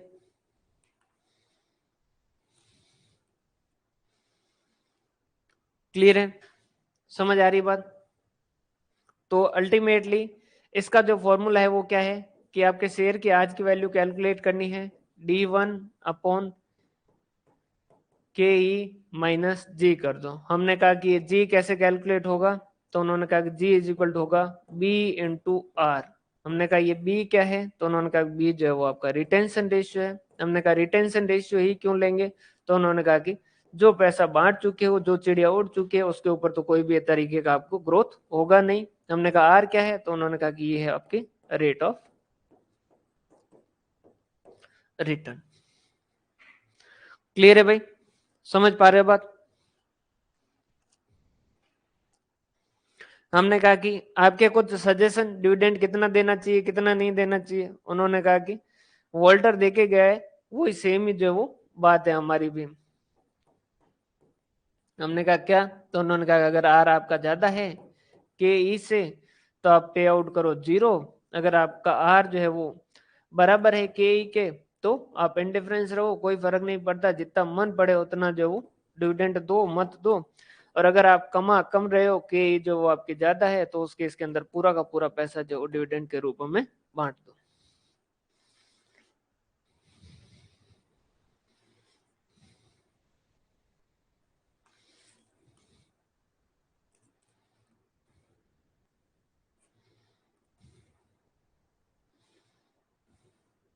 क्लियर है यहां तक का?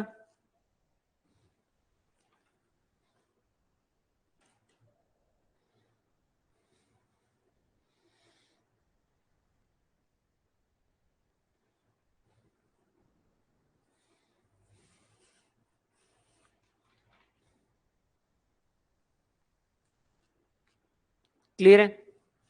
इसके बाद में एक अप्रोच और आती है, डिविडेंड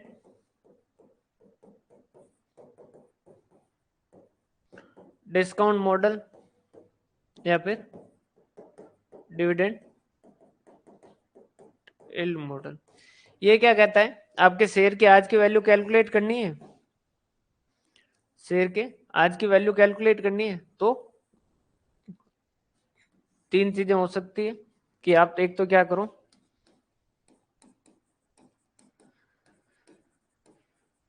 कांस्टेंट अमाउंट दो या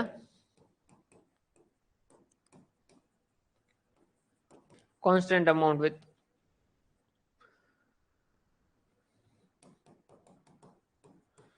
फिक्स्ड ग्रोथ रेट दो,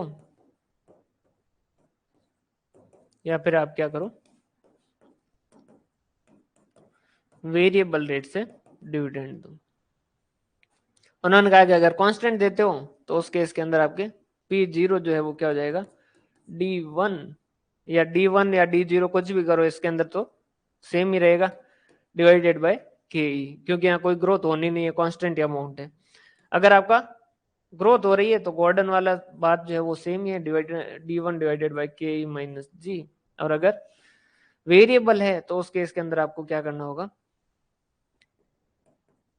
IRR रेट कैलकुलेट करें।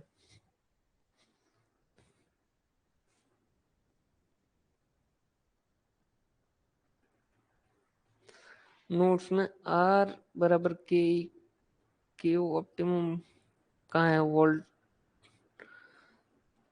R बराबर के ई हो तो उस केस के अंदर सारे पॉइंट जो है वो ऑप्टिमम पॉइंट है, सारे पॉइंट जो है वो ऑप्टिमम पॉइंट है, आप कितना भी दे सकते हो।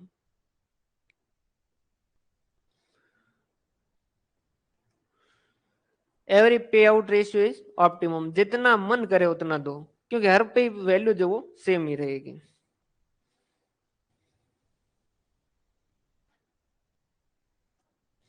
अच्छा, नोट्स में नो ऑप्टिमम पॉइंट लिखा है, एक सेकंड है ना,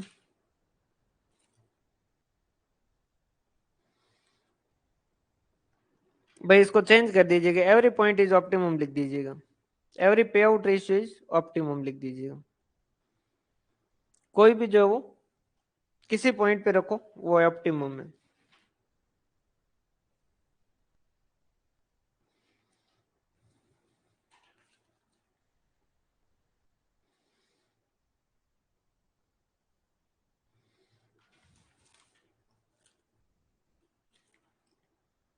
एवरी पॉइंट इज ऑप्टिमम लिख दीजिए उसमें।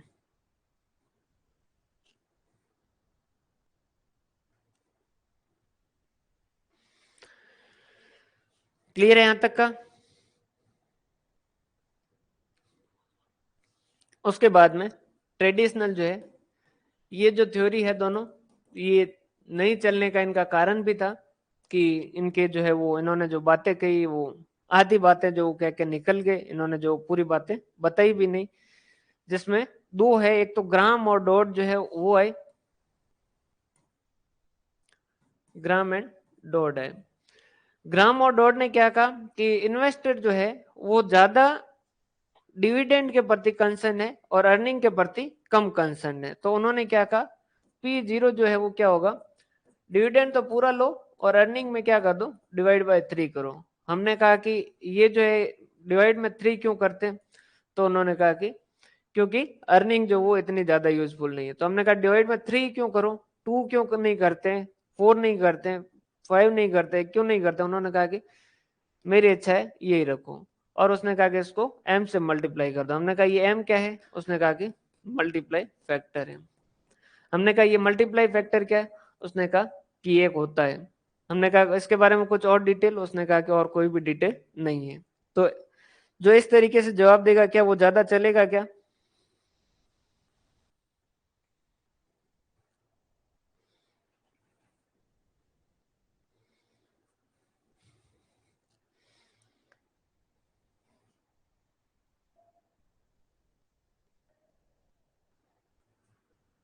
हाँ ई।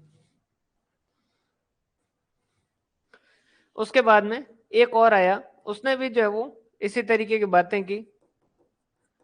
अब इनके नहीं चलने का कारण क्या था, ये जो है ये क्या है, एक आर्बिट्रेज वैल्यू है, मतलब कि इसका वैल्यू जो है वो आप पता नहीं कर सकते। लिंटन ने जो है वो क्या कहा कि आप कितना डिविडेंड दे, हमने उससे पूछा कि कितना डिविडेंड दे, उसने कहा कि आपको D1 जो है वो होना चाहिए, एक तो D0 तो जो है वो देना ही है, मतलब कि साल के शुरुआत में जो दिया है वो तो देना ही है। उसके अलावा क्या करो, प्लस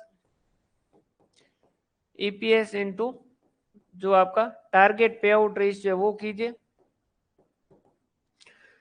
और माइनस डी जीरो इंटू इसमें क्या कर दीजिए, मल्टीप्लाई कर दीजिए एडजस्टमेंट फैक्टर से।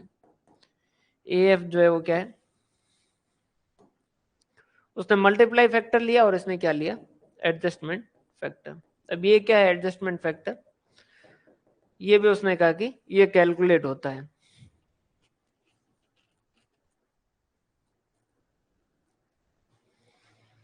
बिल्कुल समझ पा रहे हो बात। तो ये सारी इनकी थ्योरीज है, अपन जो है इसके बाद में इनके नोट से जो वो स्टडी कर लेते हैं।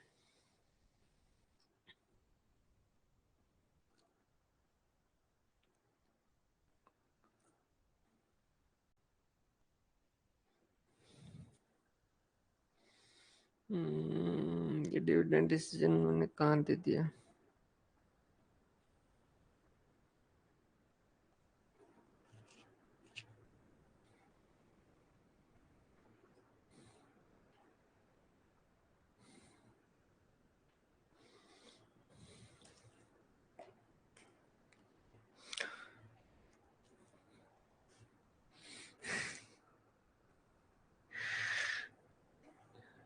भाई यहाँ तक का जो देखिए एक बार, तब तक जो मैं वो नोट्स जो है वो उसमें भेज देता हूँ।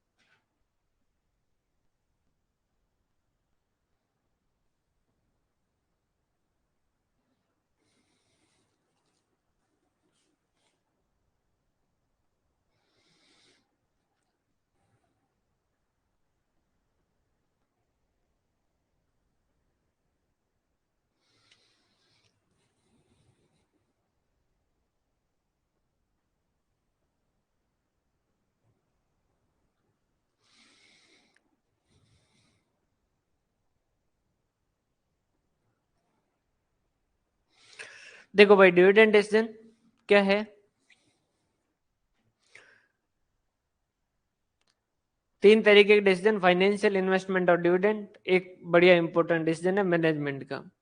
एमएम हाइपोथेसिस, वॉल्टर गॉर्डन, और ये जो है गॉर्डन ने दो चीजें दी थी, बर्ड इन हैंड थ्योरी, ये इसको देखेंगे अपन। डिविडेंड कैसे दे सकते हैं, कैश में डिविडेंड दिया जा सकता है या फिर स्टॉक डिविडेंड दिया जा सकता है, बोनस शेयर। वैसे बोनस शेयर से डिविडेंड में कोई भी तरीके का बोनस शेयर दिया जाए तो कोई भी फर्क पड़ता नहीं है, क्योंकि अल्टीमेटली क्या है, वो एक तरीके से आपने क्या कर दिए, आपके पास 1 लाख रुपए जो वो,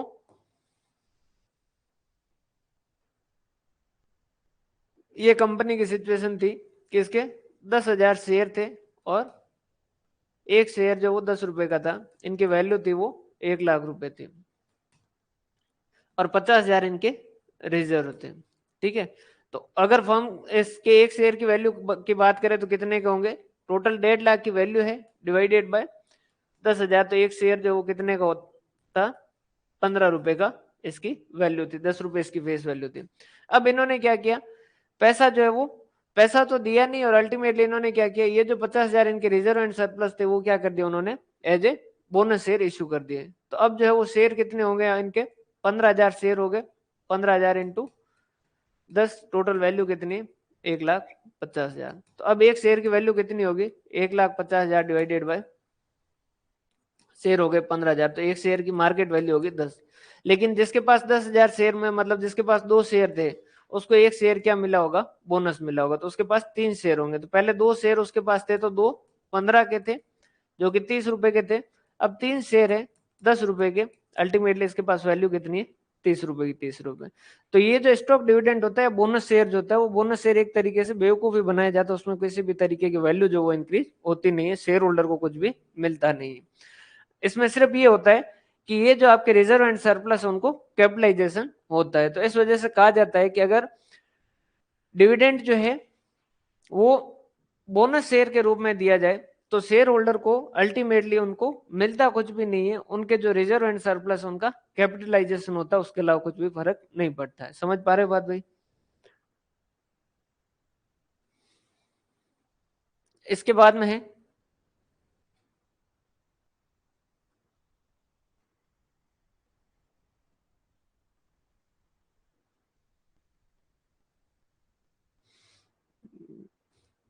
relationship between retain earning and growth rate. तो ग्रोथ रेट क्या होती है, B into R, retention ratio into rate of return on investment. Determination of dividend decision, कैसे आप डिविडेंड डिसीजन जो तय करोगे, तो अवेलेबिलिटी ऑफ फंड, आपके पास पैसा कितना अवेलेबल है, कॉस्ट ऑफ कैपिटल कितनी है। देखो समझिएगा, डिविडेंड डिसीजन अगर ले रहे हो तो सबसे पहली तो बात, आपने पैसा कमाया कितना है, आपके पास पैसा है कितना। अगर पैसों की जरूरत ज्यादा है तो उस केस के अंदर आप पैसा रोक सकते हो, अदरवाइज अगर पैसों की जरूरत नहीं तो डिविडेंड बांट देना चाहिए। आपकी कॉस्ट ऑफ कैपिटल क्या है, आप पैसा मार्केट से उठा रहे हो, उस पर रेट ऑफ इंटरेस्ट क्या लग रही है या फिर उसकी कॉस्ट क्या लग रही है। आपका कैपिटल स्ट्रक्चर क्या है, अगर आपकी इक्विटी जरूरत से ज्यादा है तो फिर रिटेन अर्निंग मत रखिए, क्योंकि फिर इक्विटी और बढ़ जाएगी। स्टॉक प्राइस क्या है उसका भी डिपेंड करेगा, अगर जन हाई डिविडेंड देते हैं तो नॉर्मली शेयर की प्राइस जो वो बढ़ती है।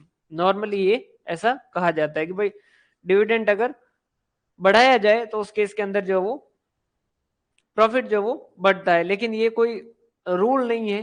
नॉर्मली क्या होता है कि शेयर होल्डर उस इंफॉर्मेशन जो भी उसको मिलती है उसके बाद में उसको क्या करता है, उसका एनालाइज करता है। भाई जैसे कोई कंपनी है जो बड़ी कंपनी है, स्टेबल कंपनी है, तो वो डिविडेंड ना भी दे तो भी चलेगा।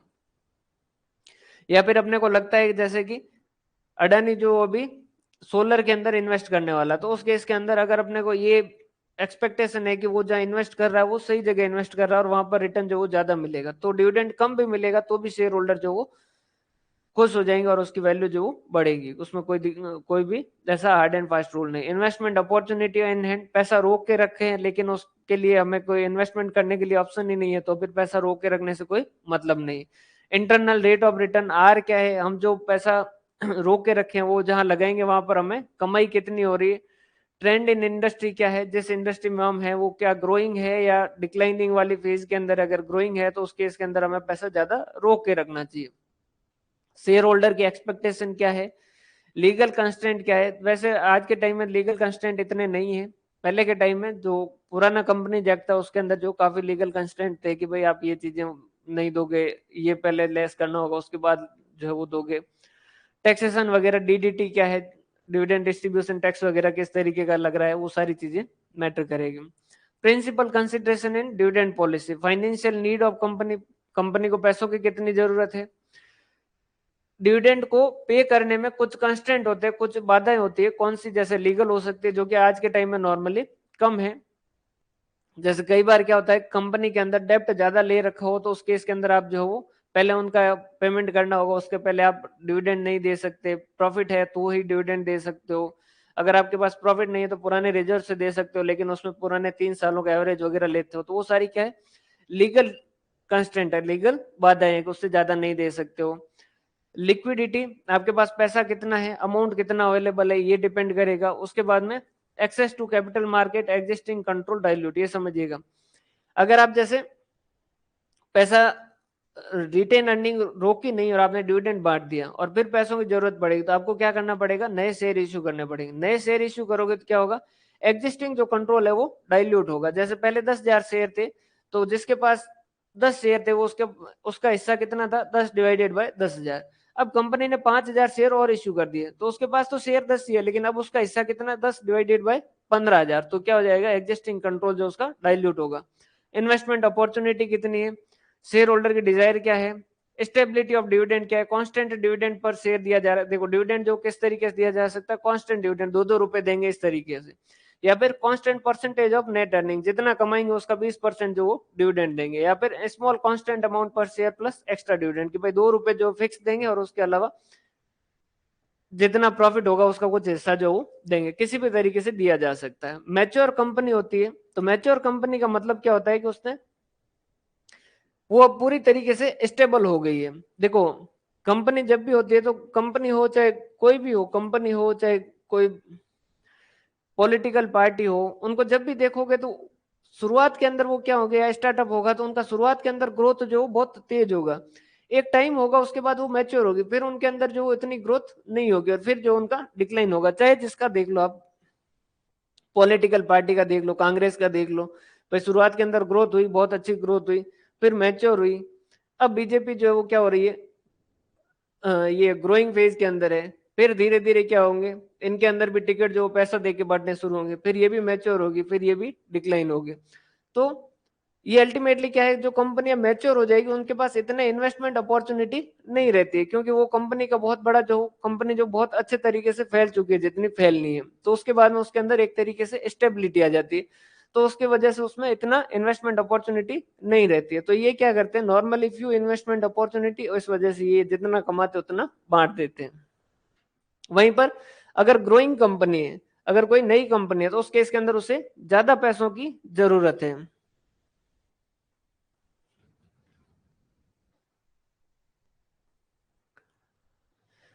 15 दिनों के अंदर पे करना होता है, उसमें बहुत सारी जो वो रिक्वायरमेंट और भी होती है।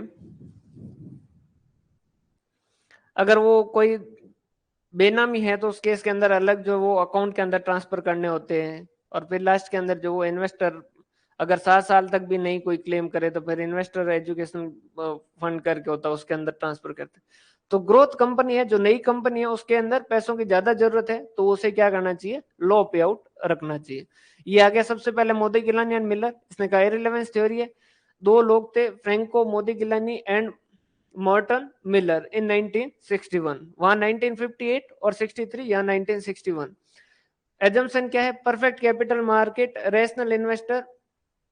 देखो ये इसने परफेक्ट कैपिटल मार्केट यहाँ भी माना और परफेक्ट कैपिटल मार्केट वहां भी माना, तो अब इसने परफेक्ट कैपिटल क्यों माना है, क्योंकि ये क्या है, इसने जो भी बातें कही ना वो आर्बिट्रेज के हिसाब से बताइए कि भाई अगर डिविडेंड ज्यादा दोगे तो शेयर की वैल्यू जो कम हो जाएगी, डिविडेंड कम दोगे तो शेयर की वैल्यू ज्यादा होगी। ये कब होगा, जब परफेक्ट कैपिटल मार्केट होगा, लोग सारे के सारे समझदार हो। लेकिन नॉर्मली क्या होता है, जैसे परफेक्ट कैपिटल मार्केट होता नहीं है। परफेक्ट कैपिटल मार्केट का मतलब क्या, रेशनल इन्वेस्टर, मतलब कि आदमी जो इन्वेस्ट कर रहा है ना वो समझदार होना चाहिए। वो ऐसा नहीं कि किसी ने कहा कि रिलायंस के शेयर के भाव बढ़ने वाले हैं तो उसने इन्वेस्ट कर दिया, या किसी ने कहा कि रिलायंस के जो शेयर है वो डूबने वाले तो उसने बेच दिया, इस तरीके से नहीं है। मतलब परफेक्ट जो वो सही तरीके से इंफॉर्मेशन को रीड करता है उसके बाद में इन्वेस्ट करता है, इंफॉर्मेशन जो फ्री अवेलेबल है। ये परफेक्ट कैपिटल मार्केट अगर नहीं हो भाई, जैसे एक जगह जो आपका शेयर जो वो आर्बिट्रेज का मतलब ही क्या है, ये वाली दुकान जो वो एक चीज 80 रुपए में बेच रही है और ये वाला जो है वो उसको 82 रुपए में बेच रहा है, तो आप क्या कर सकते हो, सीधा 80 रुपए में खरीद के इसको 82 रुपए में बेच सकते हो। तो धीरे धीरे लोग क्या करेंगे, यहाँ से खरीद खरीद के यहाँ बेचना शुरू करेंगे और अल्टीमेटली यहाँ डिमांड ज्यादा होगी, यहाँ सप्लाई ज्यादा होगी, इस वजह से 81 पे मान लीजिए फिक्स हो जाएगा। लेकिन अगर ये मान ले कि परफेक्ट कैपिटल मार्केट नहीं है, कि इन्फॉर्मेशन यहाँ की इन्फॉर्मेशन यहाँ पे अवेलेबल नहीं है, तो उस केस के अंदर ये इसका किस तरीके से चलता रहेगा, जीवन भर चलता रहेगा, क्योंकि ये यहाँ से बेचता जाएगा और ये यहाँ से यहाँ से खरीदता जाएगा और यहाँ बेचता जाएगा। लेकिन परफेक्ट कैपिटल मार्केट होगा तो सिर्फ सबके पास ये इन्फॉर्मेशन होगी, सब आएंगे, ये डिमांड रेज करेंगे, यहाँ पर सब के सब सप्लाई रेज करेंगे। तो आर्बिट्रेज के प्रोसेस के लिए इसके पास परफेक्ट कैपिटल मांगना जरूरी था। टैक्सेज जो है इसने कंसिडर नहीं किए, न टैक्सेज पहले यहाँ किए, न टैक्सेज यहाँ तो इसने कंसिडर किए ही नहीं, वहां पर पहले टैक्स कंसिडर किए थे कैपिटल स्ट्रक्चर में, फिर नहीं किए थे।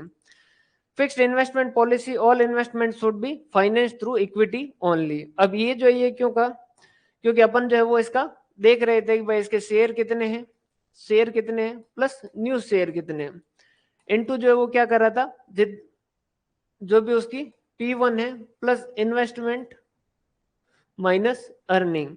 तो ये क्या कह रहा है कि ये जो पैसा है उसका एकमात्र सोर्स जो वो क्या है, कि हम जो पैसा कमाए हैं उसमें से रोक सकते हैं। अगर डेप्ट लेता तो ये इसका ये फॉर्मूला जो पूरा का पूरी तरीके से खत्म हो जाता। फ्लोटेशन कॉस्ट या कोई भी ट्रांजैक्शन कॉस्ट जो नहीं है, मतलब कि आप आराम से जो इश्यू कर सकते हो नए शेयर, कोई भी तरीके की कॉस्ट जो वो नहीं लगेगी, क्यों कॉस्ट कंसिडर करोगे तो वो P1 में क्या हो जाएगा, उसको एडजस्ट करना पड़ेगा। Risk of uncertainty does not exist, कि पैसा आज दो चाहे पैसा कल दो, इस तरीके की कोई अनसर्टिनिटी का किसी पे कोई भी तरीके का फर्क नहीं पड़ता। इस वजह से वो कह रहा है कि डिविडेंड दो चाहे कंपनी अपने पास पैसा रखे, कोई फर्क नहीं पड़ता। वो तो ये कह रहा था कि ये जो है ये जेब है, कंपनी के पास पैसा रखता है वो ये जेब है, और अगर बांट देता है तो वो ये जेब है। जबकि आगे वाले लोगों ने कहा कि नहीं ऐसा नहीं है, लोग जो है वो अपनी जेब मानते, कंपनी की जेब अपनी कंपनी की जेब मानते हैं। तो जब उसके पास पैसा आता है उस दिन वो आराम से सुकून से सोते हैं, उन दिन उनको रिस्क जो वो नहीं लगती है। सिचुएशन ये मेडिक्लेन एंड मिलर जो उसने कहा कि firm page cache dividend from the reserve and surplus, firm page cache dividend from the new issue of shares, और फर्म डज नॉट पे डिविडेंड। या तो फर्म जो वो कैश डिविडेंड देते या फिर वो क्या करते हैं नए शेयर इश्यू करके जो पैसा लाए उससे कैश डिविडेंड दे सकती है, या फर्म जो वो डिविडेंड दे ही नहीं। अगर डिविडेंड नहीं दे उस केस के अंदर शेयर होल्डर जो खुद से होममेड डिविडेंड बना सकते हैं। जैसे कैसे कि 100 का शेयर जो वो 110 में होगा तो वो क्या करेंगे 10 रुपए 110 में बेच के वो क्या कर सकते हैं अपना डिविडेंड का पैसा बना सकते हैं। ये इसकी थ्योरी है। एडवांटेज क्या है, लॉजिकल कंसिस्टेंट है, बिल्कुल सही तरीके से बताए। सेटिस्फैक्ट्री फ्रेमवर्क उसने आर्बिट्रेज के प्रोसेस के जरिए बताया। लिमिटेशन एजम्पशन जो क्वेश्चनेबल है, क्योंकि सिर्फ डेप्ट वगैरह कुछ भी नहीं है, टैक्स नहीं है, ट्रांजैक्शन कॉस्ट नहीं, फ्लोटेशन कॉस्ट नहीं है, सारी may not be valid under uncertainty. और अनसर्टेनिटी में ये तो कह रहा है कि अनसर्टेनिटी या रिस्क नाम की कोई चीज है ही नहीं, जबकि ऐसा है नहीं। वॉल्टर रिलेवेंस, वॉल्टर का फॉर्मूला क्या है, D1 plus E1 minus D1 into R divided by KE upon KE। डेप्ट इसने भी कंसिडर नहीं किया। ऑल इन्वेस्टमेंट प्रपोजल जो है वो रिटेन अर्निंग से ही होगा। R और KE कांस्टेंट होना चाहिए, नहीं तो इसका फॉर्मूला ही नहीं बनेगा। परफेक्ट कैपिटल मार्केट वो वही सारी की बात है कि भाई रेशनल है, कोई टैक्स वगैरह नहीं है, कोई भी फ्लोटेशन कॉस्ट या ट्रांजेक्शन कॉस्ट नहीं है, परपेचुअल लाइफ है, परपेचुअल लाइफ है, इस वजह से इसने परपेचुअलिटी का फॉर्मूला कंसिडर किया। Factor influence market price as per the Walter, dividend per share और relationship of R and KE। अगर R जो है वो ज्यादा है KE से तो आप डिविडेंड दो 0 और ये नेगेटिव है। R जो है वो KE से अगर बराबर है तो नो कोरिलेशन, एवरी पे आउट रेशियो जो है वो ऑप्टिमम है। और डिक्लाइन है तो उस केस के अंदर R जो है वो KE के, अगर R जो है वो कम है KE से तो पूरा का पूरा डिविडेंड दे दो, ठीक है। और ये देख लो डिविडेंड और मार्केट प्राइस का यहाँ पर है नेगेटिव। नेगेटिव कैसे, डिविडेंड यहाँ पर आपको 0 देना चाहिए, तो डिविडेंड जैसे जैसे कम करोगे वैसे वैसे मार्केट प्राइस बढ़ेगी, जबकि यहाँ पर पॉजिटिव है, यहाँ पर पूरा डिविडेंड दे देना चाहिए। तो जितना डिविडेंड बढ़ाओगे उतने शेयर की वैल्यू जो क्या होगी बढ़ेगी।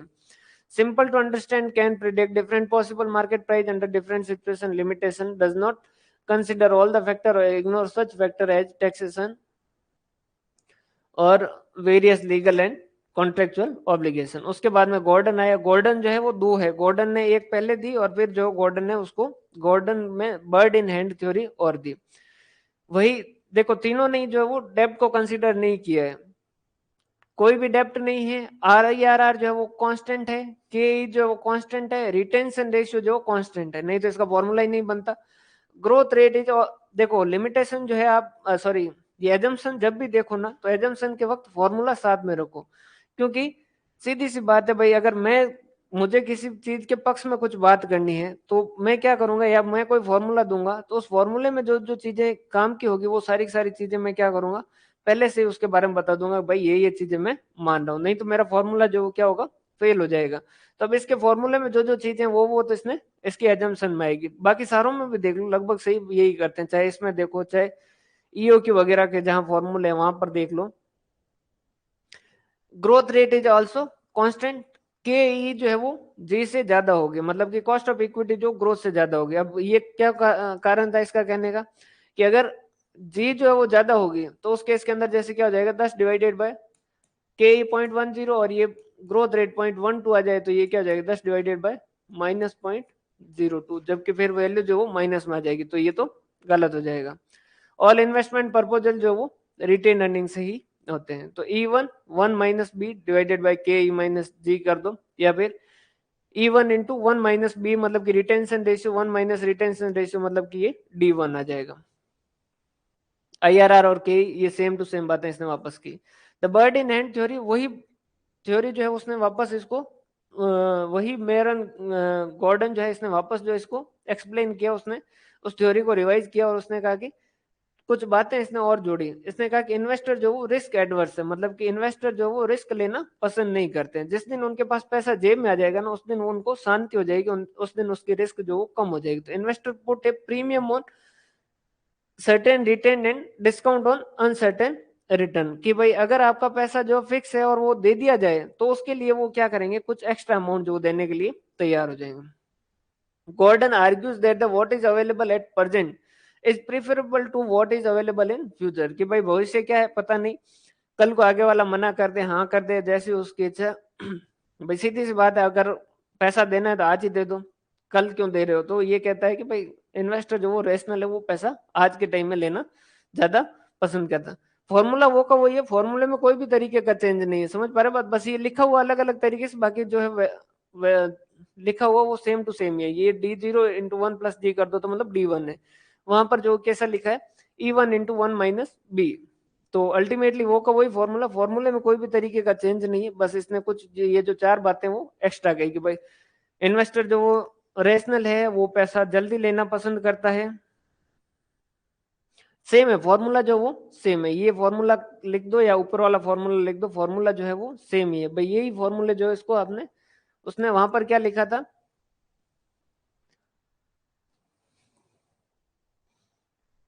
इसी फॉर्मूले को उसने वहां पर किस तरीके से लिखा था E1 1 - b, तो E1 इंटू 1 - b मतलब क्या होगा D1 ही होगा।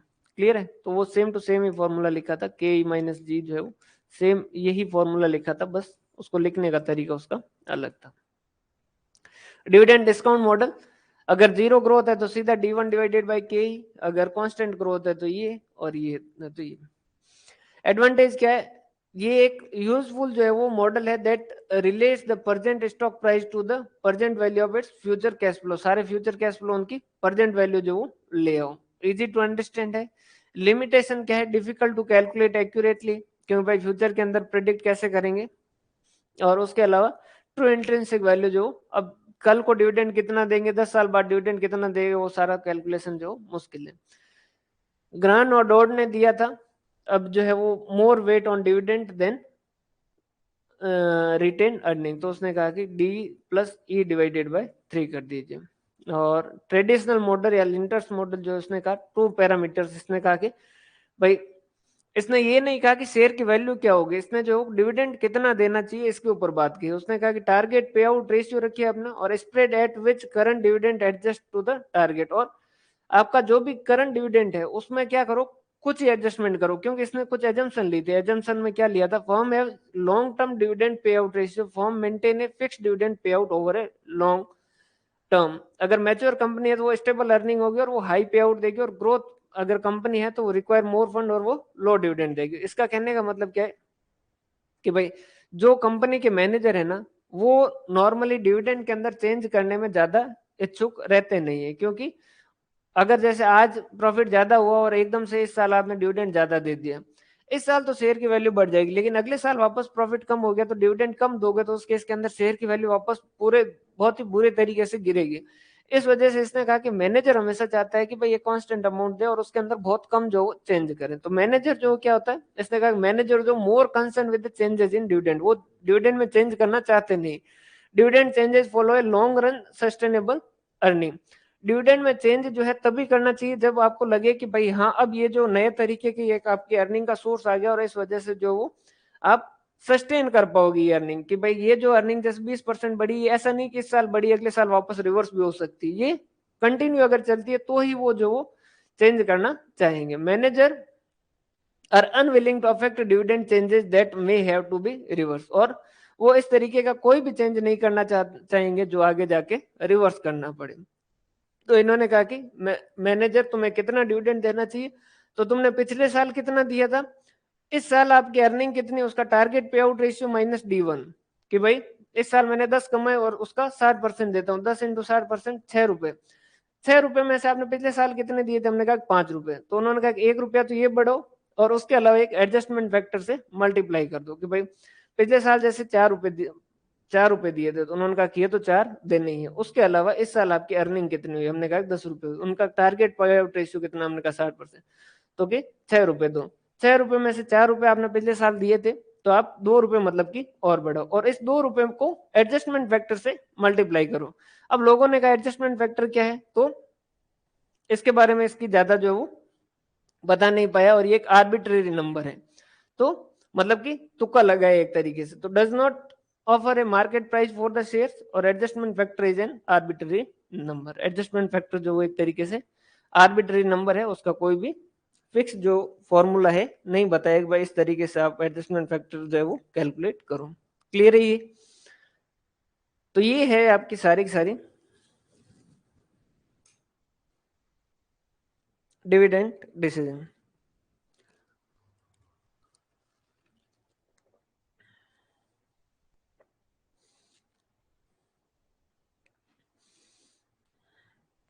क्लियर है?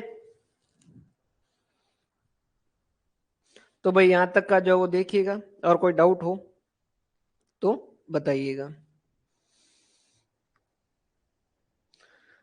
नेक्स्ट चैप्टर जो कल कर लेंगे अपन कैश फ्लो, और रेशियो के नोट्स जो कल अपडेट कर देंगे, तो रेशियो जो है वो आप याद करना शुरू कर लीजिएगा ताकि अपन परसों जो रेशियो डिस्कस कर लेंगे।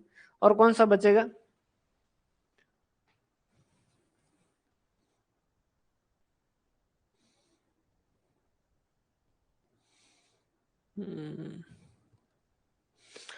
चलो कल जो है वो कैश फ्लो देखेंगे, फिर उसके बाद में जो रेशियो देखेंगे, उसके बाद में जो बोनस इश्यू जो है इनके कॉर्पोरेट अकाउंटिंग करेंगे तब आपको ऐड कर देंगे।